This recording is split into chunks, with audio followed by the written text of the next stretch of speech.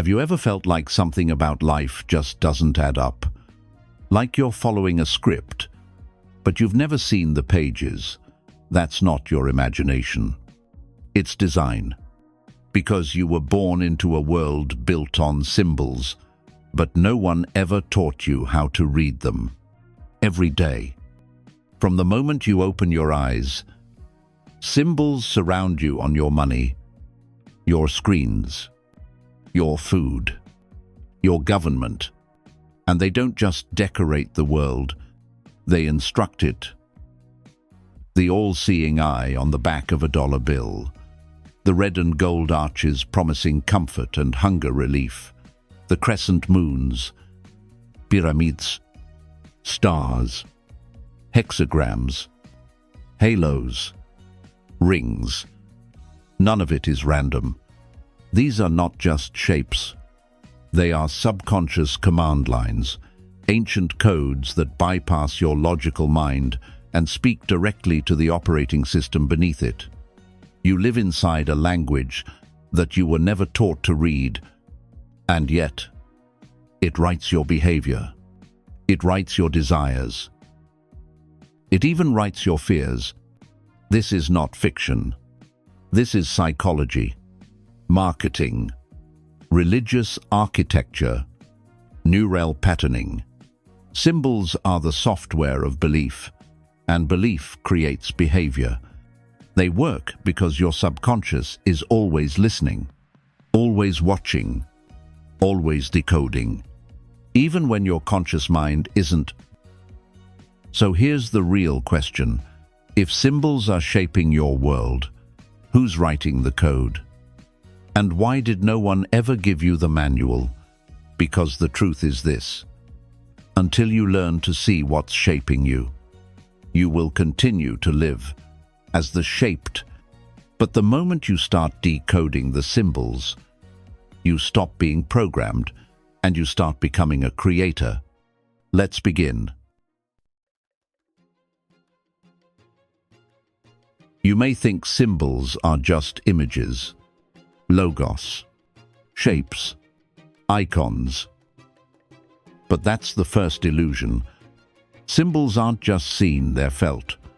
They bypass logic and plug straight into your subconscious circuitry. Take the McDonald's arches. To your conscious mind, it's just an M. But to your body, it mimics the curves of comfort, a subconscious imprint of nourishment, safety, maternal warmth. Now look at the ampersand. And. Just a symbol for and. Right, wrong. It's a ligature, a fusion of E and T from the Latin et, the word for and. And Latin, in itself, is a ritual codebase embedded into legal systems, religious rites, and elite education. Look at your dollar bill. That triangle, not just geometry, it's the eye of providence, an ancient glyph of divine omniscience. But in today's world, it's surveillance, it's dominance, it's we're watching you. These symbols don't need permission. They don't ask for your belief. They simply work because your subconscious doesn't question, it responds. This is where semiotics enters the picture, the science of how meaning is created and communicated. Semiotics explains how an image becomes a message and how a message becomes behavior. Every brand, every app, every government seal is a semiotic weapon engineered to trigger, reinforce, and reward specific patterns in your mind. And deeper still, you find the realm of archetypes, primordial symbols rooted not in culture, but in human consciousness itself. The hero, the serpent, the circle, the cross. These are not symbols you learn, they're symbols you remember, encoded into your psyche through evolution, myth, and biology. This is why advertisers, UX designers, even AI trainers obsess over iconography. Why a red notification bubble causes anxiety. Why swipe patterns mimic the gesture of grasping. Why interfaces feel intuitive, because they're built on symbolic memory. Even artificial intelligence is now trained on symbolic density, compressing centuries of meaning into mathematical vectors. We train AI using datasets saturated in human-coded meanings, faces, patterns, tones, gestures. And what are those symbols? Compressed realities, metadata for the soul. So let's make this plain. Symbols are not visuals. They are commands, silent lines of code, energetic blueprints for human behavior. And unless you start to decode them consciously, they will keep writing your story without your consent. Because the language beneath reality is not words.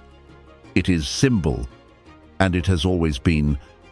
Now ask yourself, if symbols are the hidden architecture of your behavior, what patterns have you been acting out without knowing why? Let's keep going.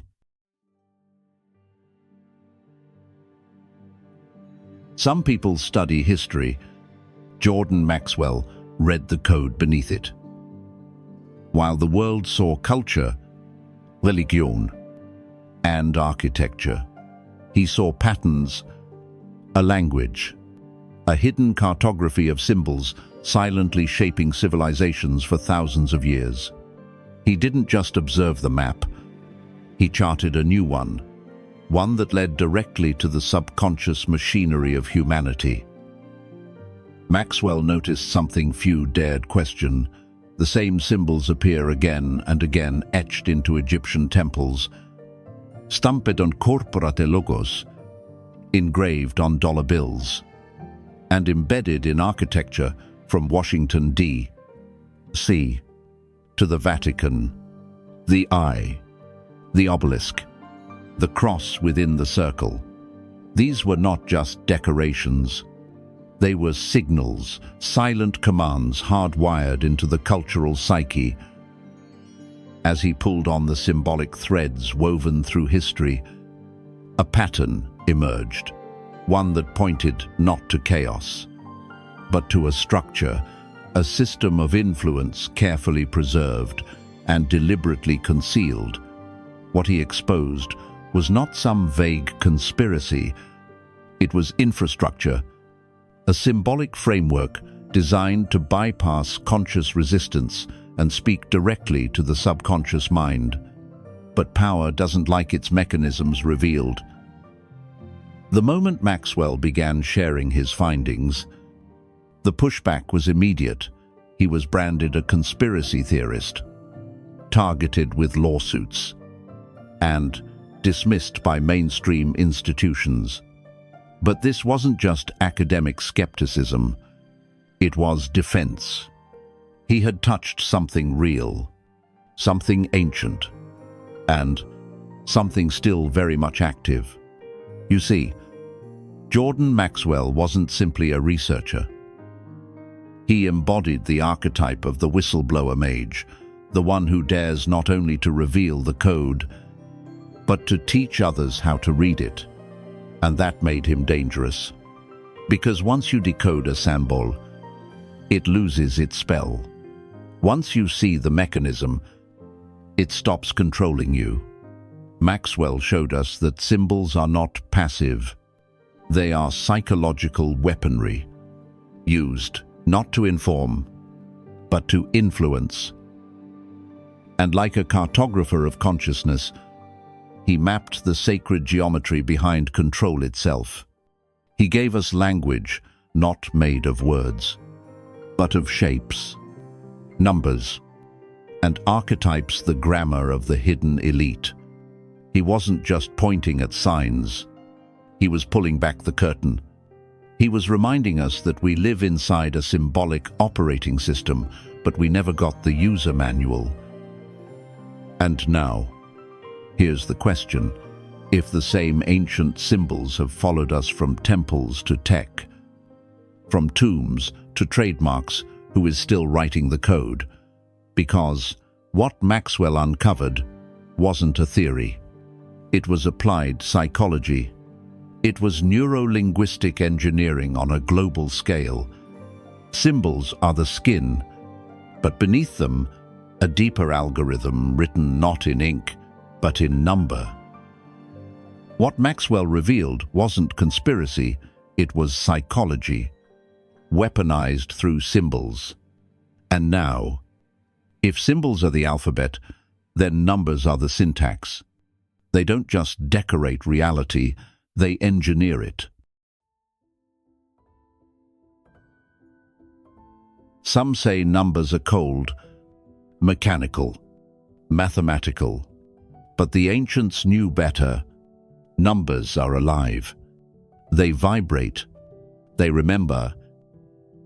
Look around, not just in books or buildings, but in nature, in your biology, in the quiet echoes of déjà vu. These numbers, they whisper. And if you know how to listen, they begin to speak. Let's start with 3. The Trinity. The triangle.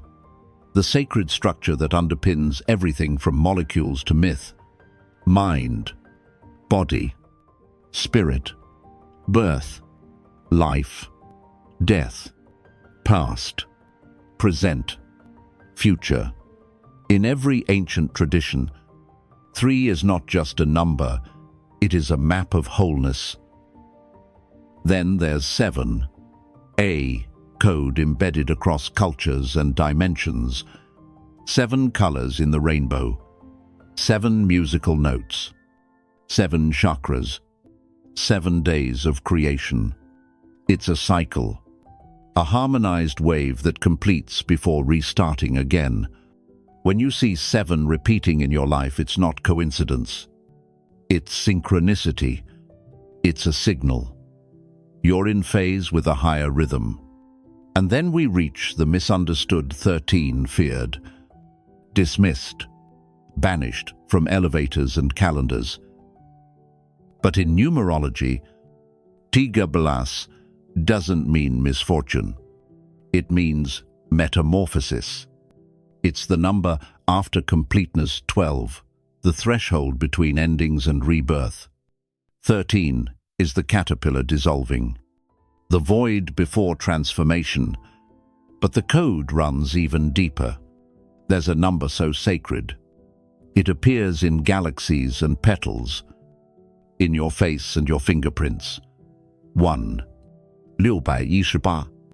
The golden ratio, also known as phi. This proportion is the universe's favorite blueprint. It governs the spiral of seashells, the branching of trees, the curvature of hurricanes, and the growth pattern of your DNA. You're not built at random. You're built on resonant math. This isn't numerology as parlor game. It's a geometry of consciousness, a system where numbers encode behavior, memory, and frequency, where time loops aren't myths but nested calculations echoing through experience. Even in the age of machines, this truth resurfaces. Artificial intelligence systems train on symbolic math, where pattern recognition mimics the ancient art of number divination. Just as the ancients used gematria to encode hidden meanings in names, modern machines assign vectors to words, turning language into numbers, and numbers into command lines for reality. And what of your own body? It too is programmed by numeric frequency. Each organ resonates at a specific hertz range. Your heartbeat follows a Fibonacci curve. Your circadian rhythm, a looped algorithm tuned by solar and lunar cycles. The universe doesn't just speak in symbols, It sings in numbers, but only if you're quiet enough to feel the math moving through you. Numbers don't lie. They echo. You just haven't learned to listen. And next, we'll decode the architecture behind them, the sacred geometry that builds worlds.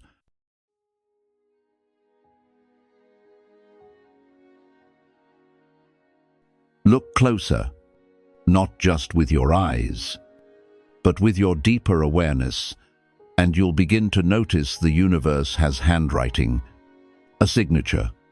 And that signature is geometry, not the kind you learned in school, but something ancient, sacred, geometry that breathes, that organizes consciousness, that builds everything from atoms to galaxies. Let's start with the flower of life, a pattern of interlocking circles found in ancient temples from Egypt to China. It's not just decoration. It's a blueprint. Within its symmetrical folds lies every mathematical ratio, every known Platonic solid, every form that ever was or ever will be. It's not a symbol of art. It's a symbol of origin. Then there's the Vesica Piscis, two circles overlapping in perfect harmony. This almond-shaped portal is the womb of creation itself, where the masculine and feminine merge, where duality becomes unity. From this shape emerges the seed of life, the tree of life, and eventually, the blueprint of all matter. Why does it matter? Because you're not just looking at these shapes, you are composed of them. Your cells divide using the geometry of the vesica. Your heart beats to a spiral. Your DNA coils along the golden ratio, the spiral. By the way, you've seen it in nautilus shells, sunflowers, hurricanes, galaxies. But did you know your cochlea, the structure in your inner ear, is also a spiral? You hear through sacred geometry every time you take in sound. Your body is decoding vibrational intelligence through geometrical filters. It's not just perception, it's alignment. And the mandala, a symbol found in Hindu, Buddhist, and even Native American traditions. It's more than just a meditation tool. It's a spatial map of consciousness, a diagram of how energy flows through intention. Now here's where it gets profound. Geometry doesn't just exist outside you.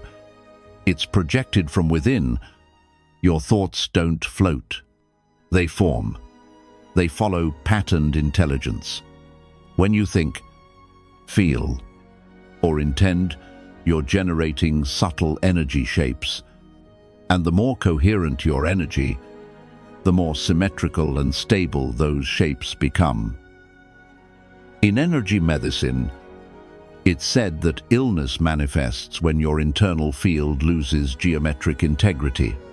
When chaos disrupts the pattern, healing, then, is not just physical, it's a return to symmetry. Architects of ancient temples knew this.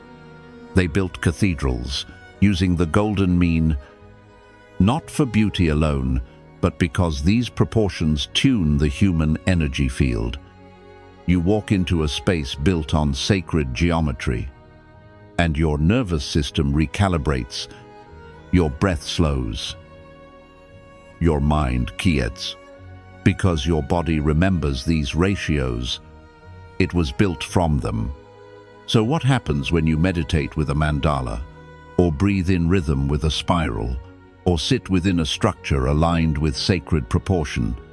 You're not just observing a shape, you're entering a resonant field.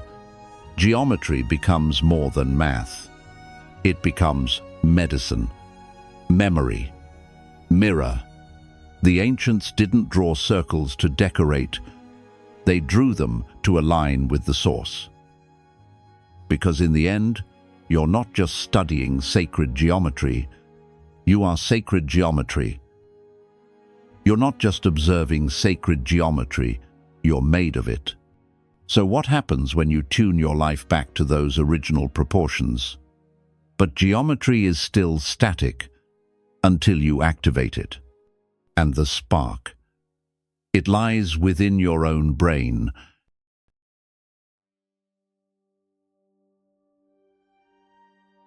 Buried deep in the center of your brain. Smaller than a grain of rice lies a structure that ancient mystics and modern scientists alike have called the seat of the soul, the pineal gland, also known as the third eye. This tiny endocrine gland isn't just biological, it's interdimensional. It's your internal lens, your gateway to higher perception, your interface with non-physical reality. For centuries, spiritual traditions describe the third eye as the portal to inner vision, intuition, and cosmic insight. But now, neuroscience is catching up. You see, the pineal gland is sensitive to light. It regulates melatonin. Yes. But more than that, it is the eye through which the soul sees beyond simulation.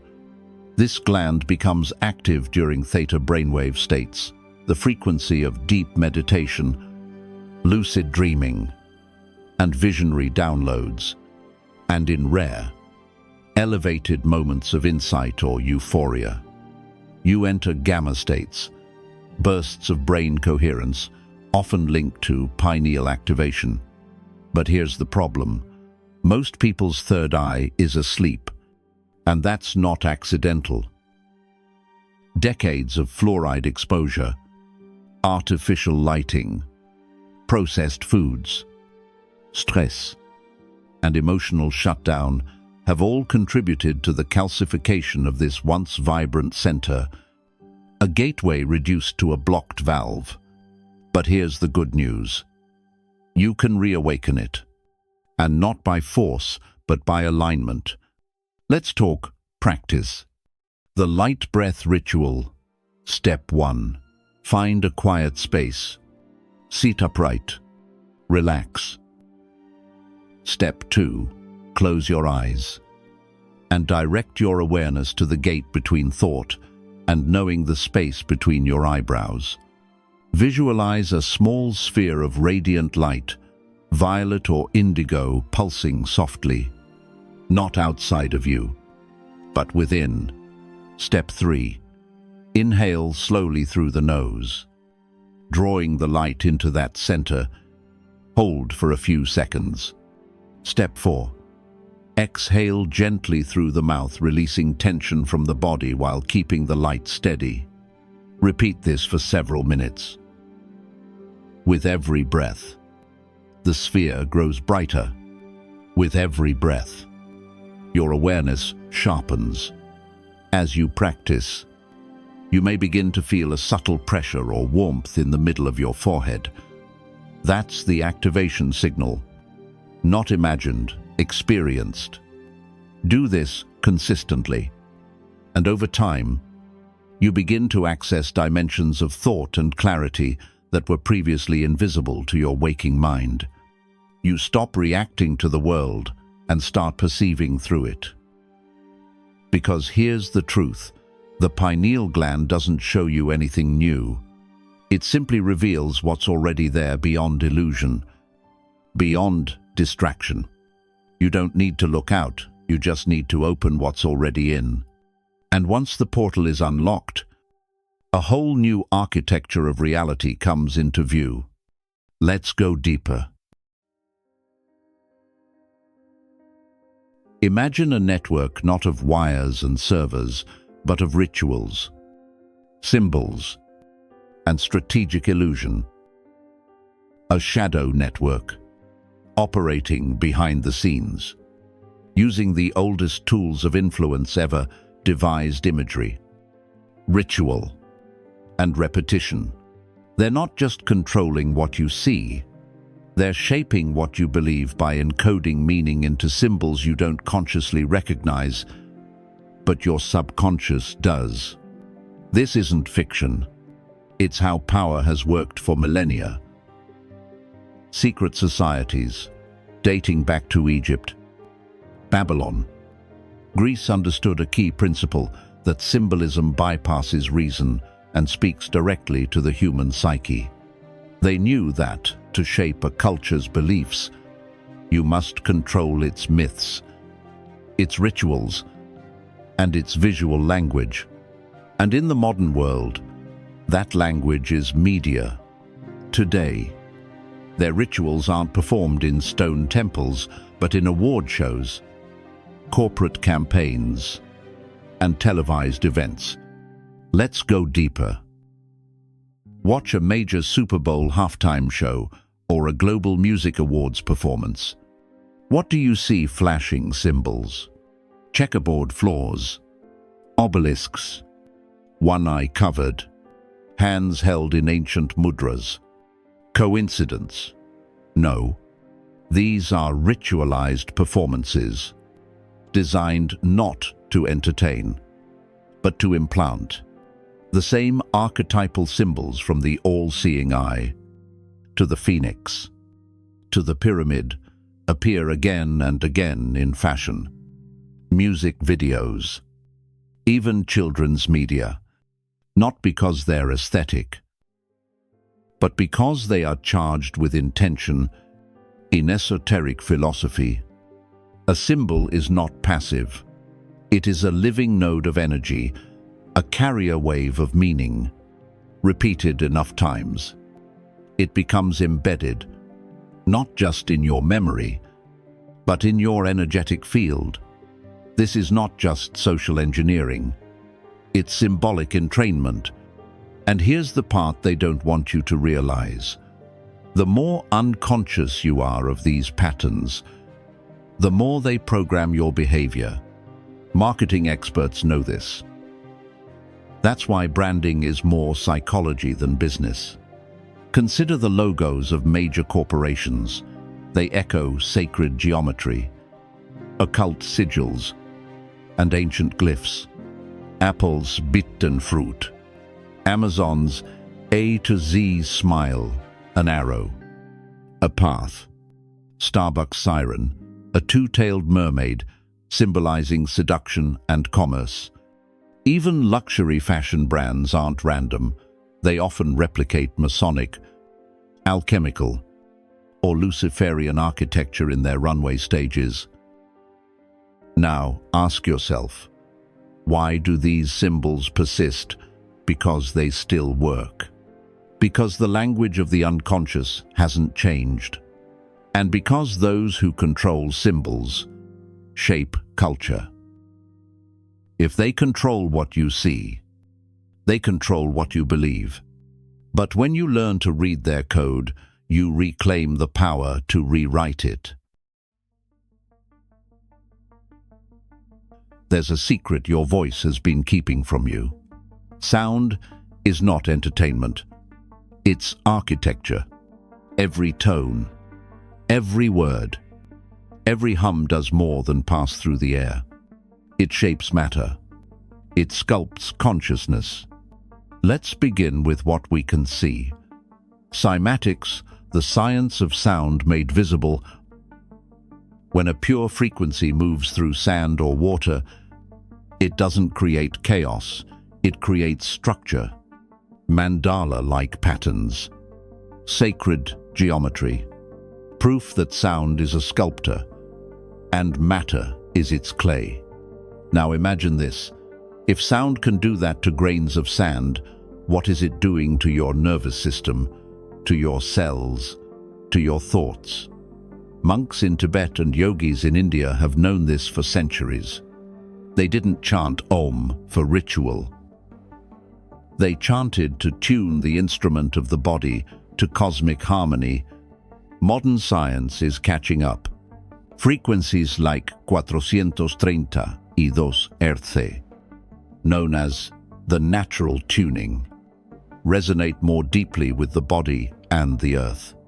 Compared to the standard 440 Hz, 432 feels warmer, smoother, because it aligns with the golden ratio embedded in nature itself. But sound is more than relaxation. It's command. Sound as conscious command. Here's the truth. Your voice is not just sound.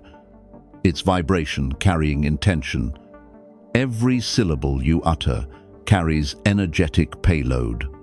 Every whisper becomes an instruction not just for others, but for your own body, your own field, your own subconscious. Think of it like this. Thought equals idea. Intention equals direction. Sound equals delivery. When you speak with clarity and alignment, you're not just talking, you're programming. This is why affirmations are powerful only when voiced. They're not just beliefs, they're blueprints broadcasted through the medium of sound. Vocal resonance, encoding a daily practice. Let's make this real. Here's a practice to shift your internal frequency using just your voice. Step 1. Find a quiet space. Sit comfortably. Relax your jaw, tongue, and chest. Step 2. Choose a core frequency word. Example: power, peace, release, align. Step 3. Breathe deeply. Inhale through your nose. Exhale slowly through your mouth with a soft humming vibration. Repeat for 3 breaths. Step 4. Vocal encoding. Speak your chosen word slowly once per breath. Feel it vibrate in your chest and skull. Say it as if you're embedding it into your field. Not loud, not passive. Resonant, focused, alive. Step 5. Expand the field. After repeating the word 5-7 times, close your eyes. Visualize waves of that frequency moving out from your voice into your environment like ripples in a lake. This isn't superstition. This is physics and intention merged through biology. You're literally encoding your environment with your signal. Sound is not abstract. It is structured frequency. It is geometry in motion. And your voice, that's your wand. That's your sculptor's chisel. That's your personal resonance engine. Use it carelessly, and your life becomes noise.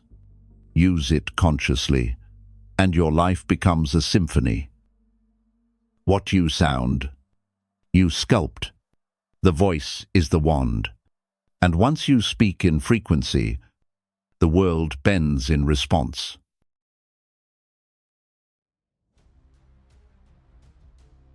Hidden rooms. What if everything you thought was fantasy was actually just another room in the same house of reality? Lucid dreams. Astral projection.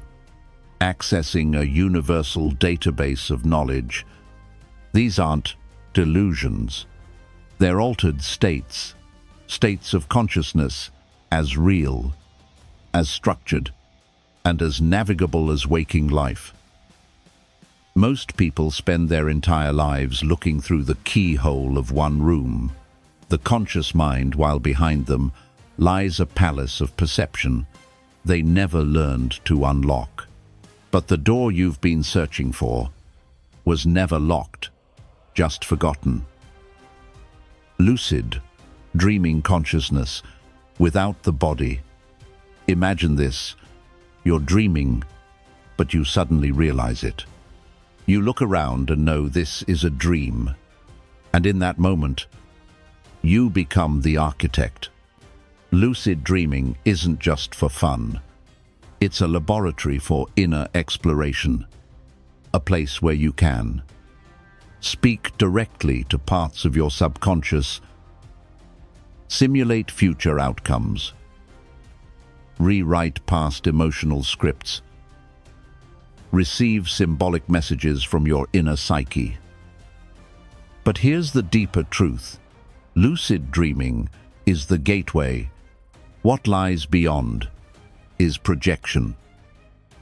Astral projection. The journey beyond the body, when your consciousness loosens from the physical shell.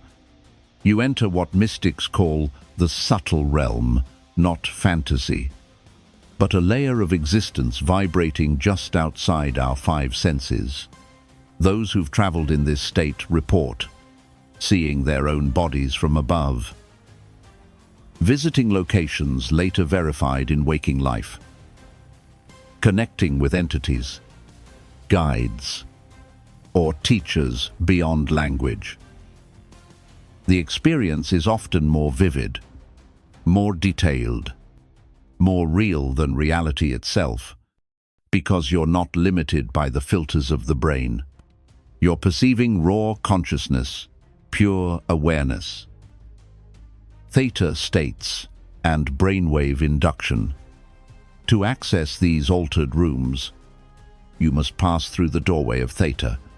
Theta brainwaves, 4 to 8 Hertz, are the signature of deep meditation, hypnosis, and the borderlands between sleep and wake. In this state, the critical mind dissolves and the subconscious becomes fluid. Imagination and memory merge. Time bends, and the veil lifts. You've likely touched this state during early morning drifting, meditation, or moments of creative flow. The difference now, you'll learn to enter it on command. Breath, portal technique, how to induce altered state. Let's activate a portal using only your breath. Step 1. Prepare. Sit comfortably, close your eyes, and allow your breath to deepen naturally. Step 2. Pattern. Inhale for 4 seconds, hold for 7 seconds, exhale for 8 seconds. Repeat this cycle for 5 minutes.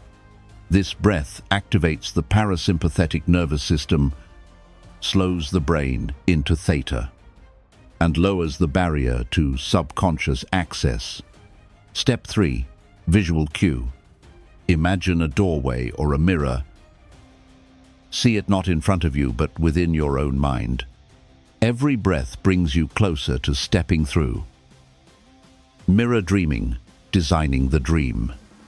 Now we go one level deeper. Mirror dreaming is a method for consciously designing a dreamscape before sleep, so that your subconscious builds it as your dream. Here's how. Before bed, write a single phrase. Tonight, I will enter the room of your intention, example, inner wisdom. Visualize what that room might look like. Colors, textures, energy. Feel the emotion of discovering something powerful, unexpected, yet familiar.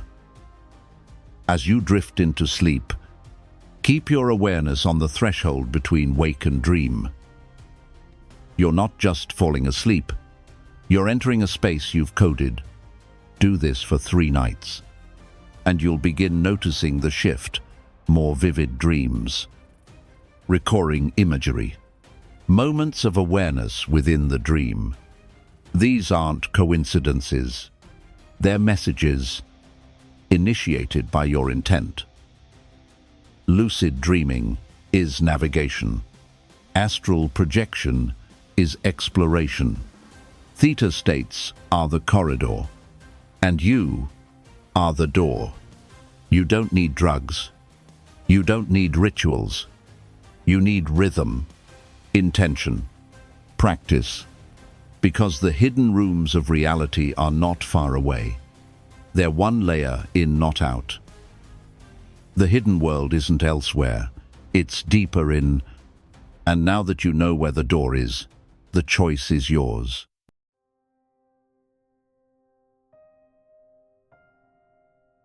We like to think we're the pinnacle, that everything before us was myth. and everything now is science. But what if we've simply forgotten what they encoded? Because ancient civilizations didn't guess. They tuned in. The Mayans tracked planetary orbits with near-perfect precision long before telescopes. The Egyptians aligned temples and pyramids, not just to stars but to resonance fields. These weren't primitive people. They were engineers of energy, time, and consciousness. And they didn't document this in textbooks. They encoded it in myth, because myth is harder to erase. It bypasses logic, embeds itself in memory, and waits until the right mind comes along to decode it. Encoded frequencies, ancient intentions. Take the pyramids, not just marvels of architecture, but instruments of harmonic alignment. Multiple researchers have shown that the chambers of the Great Pyramid resonate at frequencies between 432 Hz and 528 Hz, identical to those now used in sound healing. Coincidence? Or were these structures designed to amplify not just energy, but consciousness itself? Sound was not ornamental. It was structural, functioning as tuning forks for the soul. And this wasn't just in Egypt. In India, mantras. In Greece, the music of the spheres. In China, bell harmonics, used to attune emotional states. Across cultures, across continents, sound wasn't entertainment. It was technology. Now ask yourself, what else did they know that we've dismissed as legend? Tesla's clue, the vibration blueprint. Nikola Tesla once said, "If you want to find the secrets of the universe, think in terms of energy, frequency, and vibration." That wasn't metaphor. It was a roadmap, because what the ancients whispered in stone, Tesla echoed in electricity. He knew that resonance is the universal language, and he wasn't alone. Walter Russell, Rudolf Steiner, and others all pointed toward the same truth, that consciousness, not matter, is the foundation of the universe, and it expresses itself as vibration, rhythm, frequency, pattern, which leads us here to a forgotten truth hiding in plain sight. Why myths were manuals in disguise? You see, myths weren't bedtime stories. They were dimensional blueprints, encoded with allegory, pattern, and cosmic law.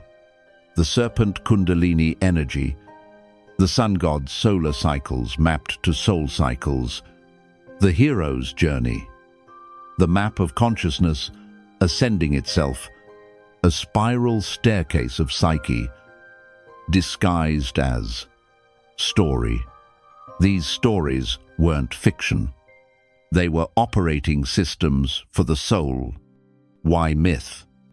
Not manual. Because instructions are burned. Books are banned. Scrolls are erased.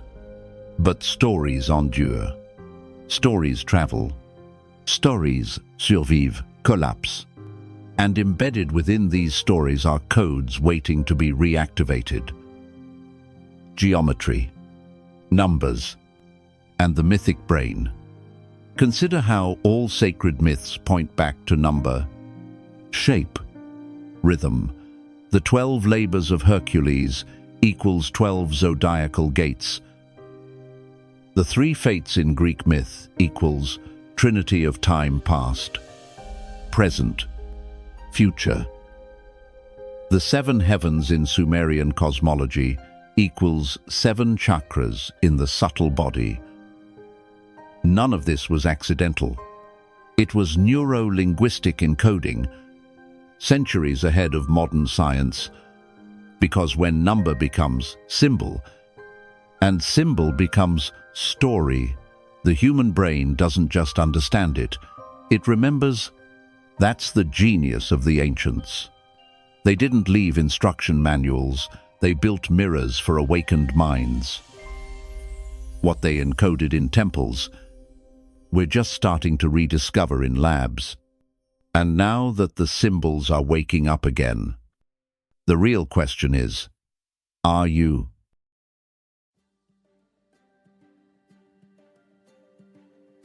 You've spent your life surrounded by symbols, unaware they were scripting your reality. But here's the deeper truth. You are not just reading the code, you are the code. Living, vibrating, self-aware. Everything you think, say, and do is a signal you broadcast into the quantum field, and reality, like a mirror, responds not to what you want, but to the frequency you carry. Your thoughts are commands. Your beliefs are syntax. Your emotions are the execution layer. Once you realize this, something shifts. You stop waiting for change and start recoding the very engine that runs your life.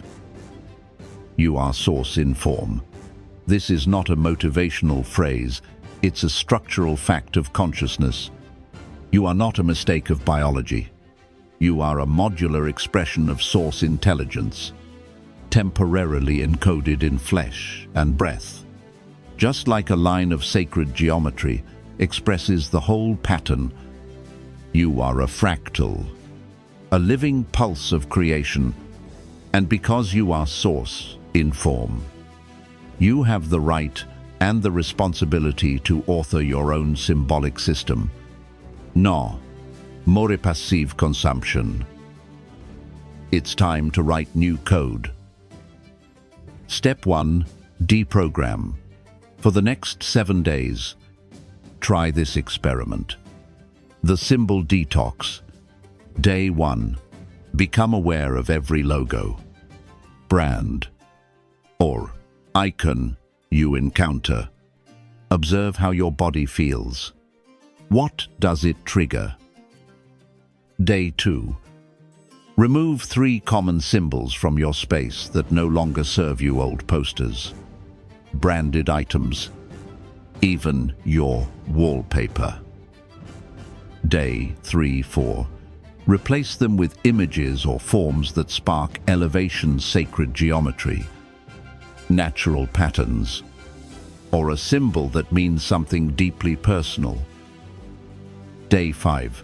Journal about how certain symbols in your life have shaped your decisions, desire, or emotional states. See the pattern. Day 6. Practice a 3-minute symbol meditation. Gaze softly at your chosen image and breathe in its intention. Day 7. Declare new meaning. Reclaim one symbol and give it a new energetic imprint through conscious association. This isn't aesthetics.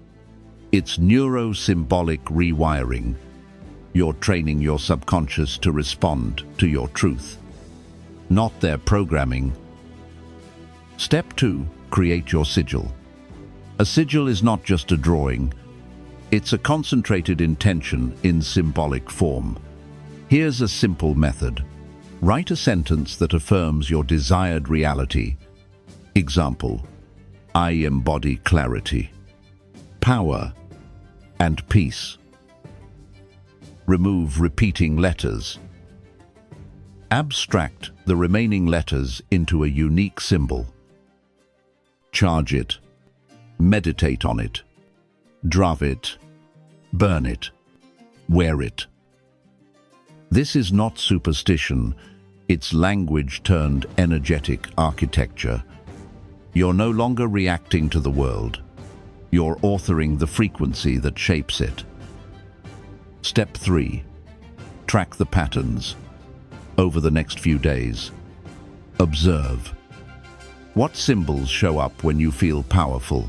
What signs appear when you fall into doubt? Patterns are not coincidences. They are repeating signals from the code beneath your conscious mind. Track them, decode them, then shift them. Because the moment you begin reading reality as a symbolic language, you stop seeing life as chaos and start experiencing it as conscious choreography. Your life is not random. It's just unread. But once you learn to speak the language, it begins to listen back.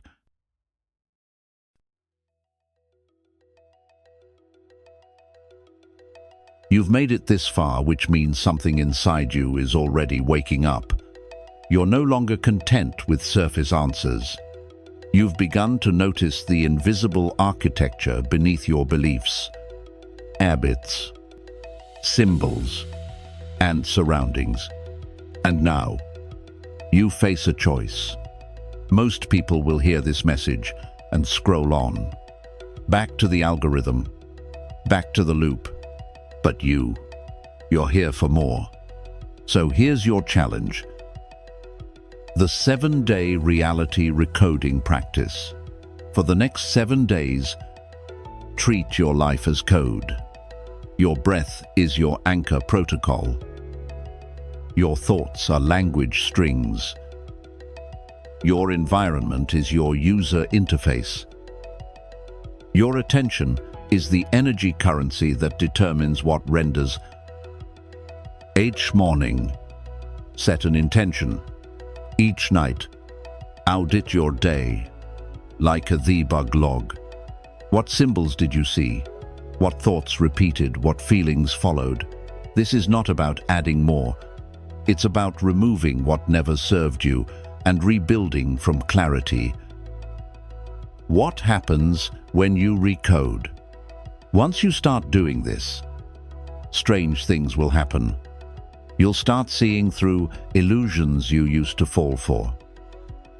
You'll feel less reactive, more centered. Coincidences will appear. People will respond differently. And most importantly, you'll begin to feel like reality is no longer random, because you've begun writing it line by line. Don't do it alone. If this message hits something deep in you, don't keep it to yourself. Drop a comment below with the words, "I'm ready to recode." Let the algorithm hear what your soul is declaring. Let others know they're not alone in this awakening. Hit subscribe, not for me, but for the version of yourself that refuses to go back to sleep. Join the community that's learning to read symbols, not react to them, to feel energy, not fear it, to command, not comply. The final truth: you were never the pawn. You are the board, the game, and the hand that moves. You are the player. You are the rule book. And it's time you start designing the world from your own source code. So the next time reality feels off, ask yourself, is this someone else's program or mine? Because this isn't just about decoding their system. It's about writing your own. Welcome to the new operating system. This isn't a call to awaken. It's a call to reprogram the source code of your own simulation.